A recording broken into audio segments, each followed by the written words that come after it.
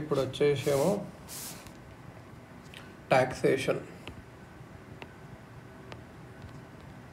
Taxation గురించి నేర్చుకున్నాం. Black money ఇంకా అవి ఎలా ఏమవుతుంది అని చెప్పి. ఫర్ ఎగ్జాంపుల్ కొన్ని టర్మ్స్ నేర్చుకున్నాం. ఇప్పుడు first tax planning, tax mitigation అంటే ఏం లేదంటే ఇప్పుడు మనీ మనం ఎల్ఐసిలో పీపీఎఫ్లో అలా ఇన్వెస్ట్ చేసినాం అనుకో, మనం డిడక్షన్స్ క్లెయిమ్ చేసుకోవచ్చు. అవి లీగల్గా ఇన్కమ్ ట్యాక్స్ ప్రకారం చెల్తవి. అది ఇల్లీగల్ ఏం కాదు, అనెథికల్ కూడా కాదు. అది tax planning, tax mitigation. Black money అంటే ఏంటంటే అది ఒక ఇన్కమ్ లేకపోతే ఒక ట్రాన్సాక్షన్, కానీ అది ట్యాక్స్ కట్టాలి కానీ మనం చెప్పలేదు అన్నట్టు ట్యాక్స్ అథారిటీస్కి, మనం దాచిపెట్టామన్నట్టు. దాన్ని బ్లాక్ మనీ అంటాం. ప్యారలల్ ఎకనామీ అంటే బ్లాక్ మనీ మీద నడిచేది ప్యారలల్ ఎకనామీ. ట్యాక్స్ ఎవాసియన్ అంటే ఏంటంటే మన ఇన్కమ్ని కానీ ట్రాన్సాక్షన్ కానీ దాచిపెట్టినప్పుడు అది ట్యాక్స్ ఎవేషియన్ అంటారు. ట్యాక్స్ అవాయిడెన్స్ అంటే ఏంటంటే మన ఇన్కమ్ ట్రాన్సాక్షన్స్ చెప్పేసినాము అథారిటీస్కి, కానీ లీగల్ లూప్ హోల్స్ వాడి ట్యాక్స్ పే చేయకుండా తప్పించుకున్నాం అన్నట్టు. ఇప్పుడు ఎట్లా అంటే కొందరు సినిమా హీరోలు ఏం చేస్తారు అంటే డిజిటల్ మీడియా కంపెనీస్ని ట్యాక్స్ హెవెన్స్లో రిజిస్టర్ చేసుకుంటారు.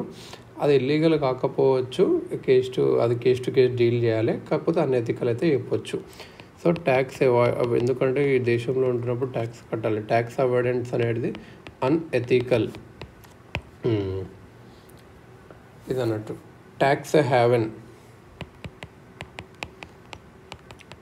హ్యావెన్ అంటే ఏంది?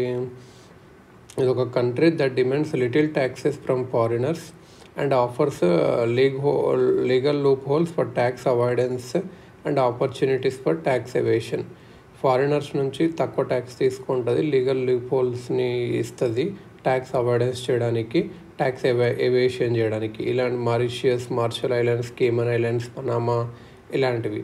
ఈ కంట్రీస్ అనేవి చిన్నవి, అక్కడ అంత ఎకనామీ లేకుంటుంది. సో వాళ్ళు ఇలా ఫారిన్ ఇన్వెస్టర్స్ కోసం ఇలాంటి ఆఫర్స్ పెడతారు అన్నట్టు.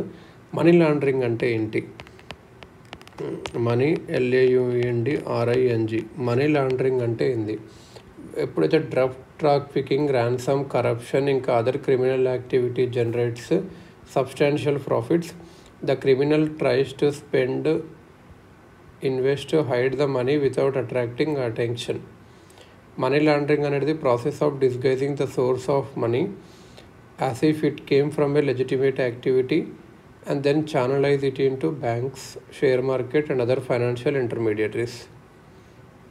మనీ లాండరింగ్ అంటే ఏం లేదు, మనం ఎక్కడి నుంచి వచ్చిందో చెప్పకుండా కరెక్ట్ పని నుంచి వచ్చింది, న్యాయబద్ధంగా వచ్చిందని చెప్పి దాన్ని బ్యాంక్స్లోకి అలా పంపించి అమౌంట్ని అలా చేయడం అన్నట్టు. అది మనీ లాండరింగ్ అన్నట్టు.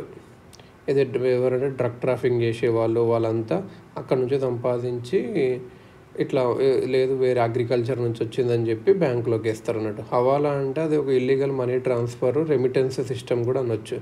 ఒక ఏజెంట్కి మనీ కడతాము, అతను ఇంకో ఏజెంట్ వేరే కంట్రీలో ఉన్న దానికి అక్కడ కట్టమంటాడు. సో ఇది అన్నట్టు రెమిటెన్స్ సిస్టమ్ లాగా వాడతారు కూడా హవాలా.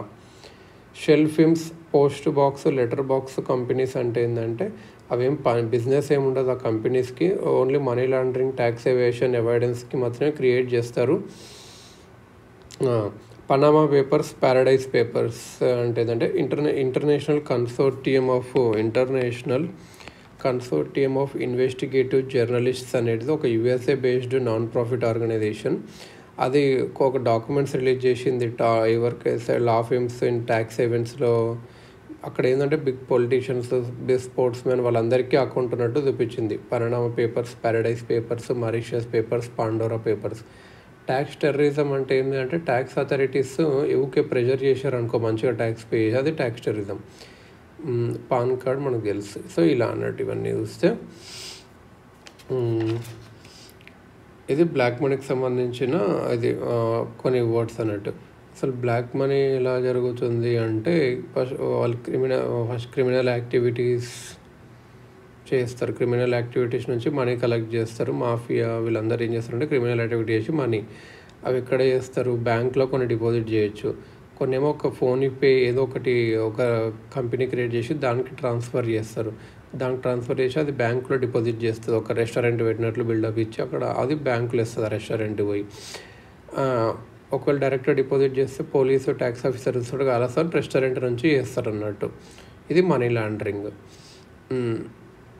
ఇంకోటి ఏంటంటే ఇది ఫారిన్ ఇన్వెస్టర్స్ మన దాంట్లో ఇన్వెస్ట్ చేయలేవు ఎందుకంటే బ్లాక్ లిస్టెడ్ అని చెప్పేసి వాళ్ళు ఏం చేస్తారంటే వేరే నేషన్కి వస్తారు అన్నట్టు, FATF. ఓకే, సో ఇలా అన్నట్టు.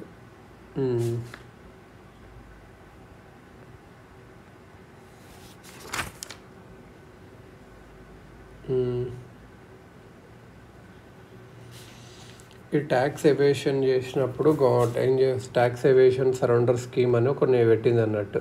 ఈ స్కీమ్స్ కింద ఏముందంటే ట్యాక్స్ అవాయిడర్ అనేవి తను ఏదైనా అన్డిస్క్లోజ్డ్ ఇన్కమ్ ఉంటే అది డిక్లేర్ చేయొచ్చు, ట్యాక్స్ కట్టి పెనాల్టీ ఫైన్ కడితే సరిపోద్ది. ఇన్కమ్ ట్యాక్స్ డిపార్ట్మెంట్ ఇంకా తనని కేసు తీసేస్తుంది అన్నట్టు అలా అని. ఒకటేమో ఏదైతే ట్యాక్స్ ఎవేషన్ సరౌండర్ స్కీమ్స్, ఇవి income declaration scheme, income declaration scheme IDS అన్నట్టు. 45% ఆఫ్ ద అన్డిస్క్లోజ్డ్ ఇన్కమ్ని shall be taken away by government తీసుకుంటుంది.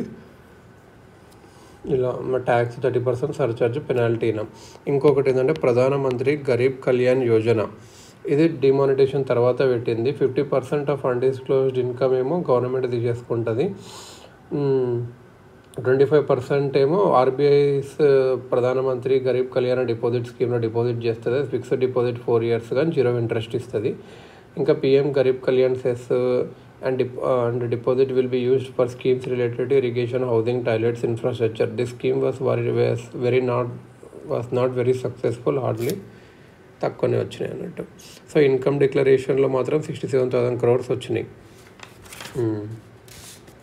సబ్కా వికాస్ LDS స్కీమ్ ఏంటంటే ఇది మనం ఎందరం చూస్తాము 4 lakh crore అలా ట్యాక్స్ రెవెన్యూ అంతా ఇండైరెక్ట్ ట్యాక్సెస్లో లాక్ అయ్యింది. కేసెస్ సంబంధించింది సర్వీస్ ట్యాక్స్ అండ్ ఎక్సైజ్ డ్యూటీలో. ఈ కేసెస్ ఇంకా GSTలో డిస్కంటిన్యూ అయినవి, కానీ కేసెస్ ఇంకా ఉన్నాయి. ట్యాక్సెస్ తీసేశారు కానీ కేసెస్ ఇంకా ఉన్నాయి. అప్పుడు బడ్జెట్లో ఏం లాంచ్ చేశారంటే సబ్కా Vikas legal dispute resolution scheme launch చేశారు LDS. బిజినెస్ మ్యాన్ ఒక తప్పు ఒప్పుకొని ట్యాక్స్ ఆఫీషియల్స్ అప్పుడు ఒక డిస్కౌంట్ ఇస్తారు, పెనాల్టీ ఇస్తారు, అందులో మ్యాటర్ సెటిల్ చేసుకుంటే కోర్ట్ కేసెస్ తీసేస్తారు అన్నట్టు. ఇంకోటి ఏదంటే Vivad se Vishwas for direct taxes కూడా ఉంటుంది. 9 lakh crore direct taxes pending before appellate ఫోరమ్స్లో పెండింగ్ ఉన్నాయి. IT కమిషనర్ అపీల్స్ నుంచి ఇన్కమ్ ట్యాక్స్ అపిలేట్ ట్రిబ్యునల్కి వెళ్తాయి, జనరల్గా హైకోర్టుకి వెళ్తే సుప్రీంకోర్టుకి వెళ్తాయి ఇలా. సో బడ్జెట్ ఏంటంటే direct tax Vivad se Vishwas bill act పెట్టి appeal related to income tax or corporation tax pending before a forum as of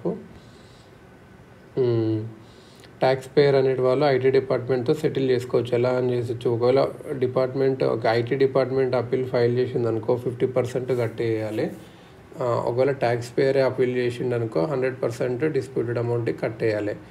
సిట్యువేషన్లో ఏంటంటే కంప్లీట్ వేవర్ రిలీఫ్ వస్తుంది ఇంట్రెస్ట్ నుంచి. సో ఇది ఇట్లా కొంచెం బెనిఫిట్ అయి ఉండొచ్చు కేసెస్ లేకుండా. ఈ స్కీమ్ ఎవరికి అప్లికేబుల్ కాదంటే క్రిమినల్స్కి, బ్లాక్ మనీ ఉన్న వాళ్ళకు. సో ఇలా అన్నట్టు. ఇంకోటి డిస్ప్యూట్ రిజల్యూషన్ కమిటీ. సో ఏవేవి సబ్కా Vikas LDS scheme, legal dispute resolution scheme, Vivad se Vishwas for direct taxes, ఇంకా PM Garib Kalyan Yojana scheme, income declaration scheme, ఇవన్నీ. డిస్ప్యూట్ రిజల్యూషన్ కమిటీ DRHC అనే కమిటీ ఏంటంటే ఇది ఇన్కమ్ ట్యాక్స్ యాక్ట్ కింద సెటప్ చేశారు. 50 lakhs లేకపోతే అంతకన్నా ట్యాక్సిబుల్ ఇన్కమ్ 50 lakhs ఉండి డిస్ప్యూటెడ్ ఇన్కమ్ 10 lakhs ఉన్న వాళ్ళే ఎలిజిబుల్ అన్నట్టు. ఈ కమిటీకి అప్రోచ్ అవ్వచ్చు. కమిటీ తగ్గియచ్చు, లేకపోతే తీసేయచ్చు, లేకపోతే ఏమైనా పెనాల్టీ కూడా తీసేయచ్చు, or immunity from any offence ఇవ్వచ్చు వీళ్ళకు. దీనివల్ల ఏంటంటే స్మాల్ ట్యాక్స్ ప్లేయర్స్కి సెటిల్ చేసుకోవడానికి ఒకటి ఉంటుంది. లీగల్ ఎక్స్పెన్సెస్ అవన్నీ కోర్టులకు అవన్నీ పోకుండా ఒక రెగ్యులర్ అపిలేట్ ప్రాసెస్లో కాకుండా ఇలా సెటిల్ చేసుకోవచ్చు ఇన్కమ్ అన్నట్టు. దీనివల్ల ఏంటంటే ఇట్ విల్ ఫేస్లెస్ ఉంటుంది. సో దీనివల్ల ఎఫిషియన్సీ, ట్రాన్స్పరెన్సీ, అకౌంటబిలిటీ పెరుగుతుంది అన్నట్టు.